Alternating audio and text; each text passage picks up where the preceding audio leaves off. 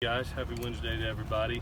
Good practice 5, a needed practice, being full pads, having the ability to really have a great team run period where everybody knows we're going to physically run the ball. Both sides knew that it was going to be 20 runs in a row, and to see the success that really four good runners had in that period, as well as the offensive line, really fired me up. It's going to be something that we're going to need, especially with a young quarterback. I've always said a run game is a quarterback's best friend. Also liked how the quarterbacks operated in the red zone. Anytime that you get in that tighter red zone, the windows become a little tighter. You got to get the ball out quicker, and to be able to see how they executed from the 25 and in today was good to see. I look forward to watching the tape. We'll come back with a shells practice tomorrow, light practice Friday, and then a huge practice for us on Saturday with the scrimmage game-like type atmosphere where we'll treat it just like a game and try to treat it like a preseason game. With that, injury-wise, I know everybody's wondering about Porter. Sometimes the good Lord watches after you, and he has a minor meniscus tear that will have surgery tomorrow. Usually that is anywhere from a 2 to 4 week process, sometimes 5, depending on people how they heal.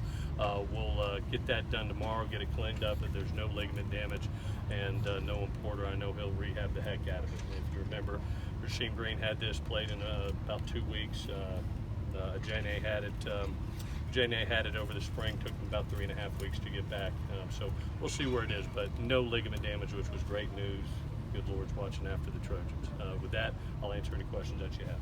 With that 2 to 4 week, 5 week timetable, are you hoping to get him back? You never know how people heal. I always lean on 2 things. One, is he medically cleared? And then 2, how does the player feel? When he's 100%, he'll go. And I know Porter, he'll give it everything he has to be back as soon as possible. And I know our doctors will take the ultimate care of him to make sure he's all the way back. There's no problem him being on it today at practice? No, it's a minor. Yeah, it's a minor surgery. It seems like Kanai has kind of stepped in for Porter since he's gone down. How would you assess the way he's handled it? Yeah, I think, it's really, Kanai's given us the ability to work Jordan Iosefa back and Mike Backer a little bit too, with Cam being down. And it's also allowed us to be able to work guys like Hunter Eccles, who's doing a great job for us, and Giuliano Falamico.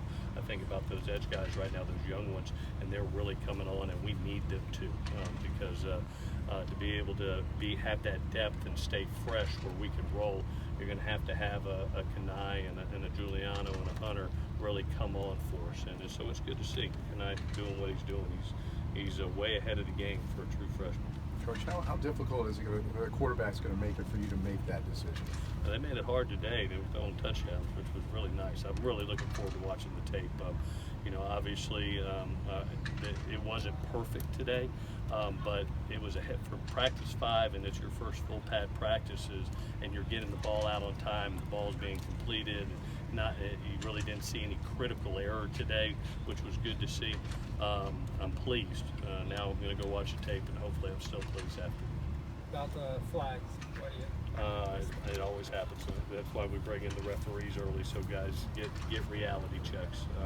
Obviously, anytime that you have those little flinches, especially offensively, those where they stuck out today on the offensive line.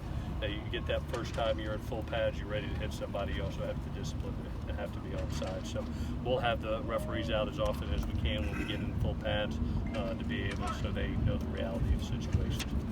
If the snapping continued to be an issue for Toa, because he can play everywhere, would he potentially move? We'll get it fixed. The beauty of Toa is he's started in 3 different positions, but I have no question that it gets a little better every day. I think he had 2 today that were off that got us, but that's fewer than 2 days ago. And so it'll continue to get better and better. And by the time we hit, he got 25 practices. We're at practice 5, so 20 to go. Is Chase McGrath?